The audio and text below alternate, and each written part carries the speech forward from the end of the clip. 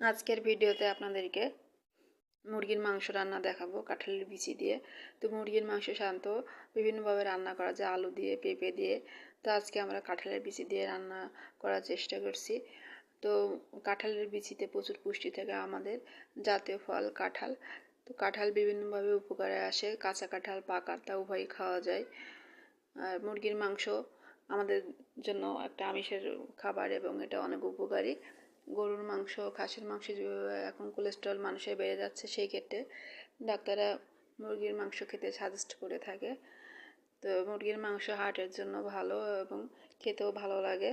তো আজকে আমরা সেটাই দেখানোর চেষ্টা করছি।